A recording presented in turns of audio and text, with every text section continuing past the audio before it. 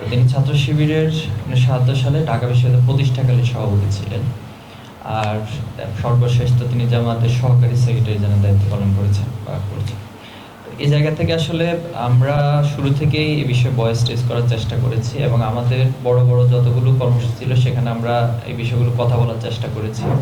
মাঝখানে জামাত ইসলাম একটি বড় কর্মসূচি পালন করেছিল, আপনি জানেন, ঢাকাতে সহ বিভিন্ন জায়গায় আজহার ইসলাম মুক্তির দাবিতে।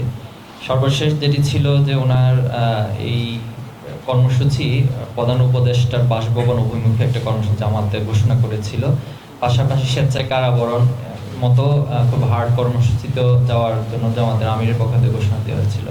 তো সবকিছু বিষয়কে ছাত্র শিবির তার নিজের জায়গা থেকে অবজার্ভ করেছে এবং সর্বশেষ যেটা আজকে ওনার শুনানি রয়েছেন এবং এক্ষেত্রে আসলে খুব দুঃখজনক বলবো আর কি, যেটি আমার আগে একটা প্রশ্ন করেছেন যে জুলাই আগস্টের মতো যে ভিকটিম যারা আছেন এখানে তাদের মামলাগুলো এখন নিষ্পত্তি করার ক্ষেত্রে সরকারের যে উদাসীনতা, তো সেক্ষেত্রে এটিএম আজহারুল ইসলামের ক্ষেত্রে ঠিক একই উদাসীনতা ওনারা প্রদর্শন করছেন এবং বেশ কিছু পয়েন্টে ওনারা হাইকোর্ট দেখানোর মতো করেই আইন মন্ত্রণালয় অনেক কিছু ডিল করার চেষ্টা করেছেন। তো যেটা আসলে খুবই দুঃখজনক বাংলাদেশের এই প্রেক্ষাপটে, যেহেতু তিনি খুবই মাজলুম একজন ব্যক্তিত্ব এবং উত্তরাঞ্চলেরই আপনি অ্যাড্রেস করেছেন। তো সবকিছু মিলে আমরা জোর দাবি জানাচ্ছি ওনার মুক্তি ইনশাল্লাহ হবে।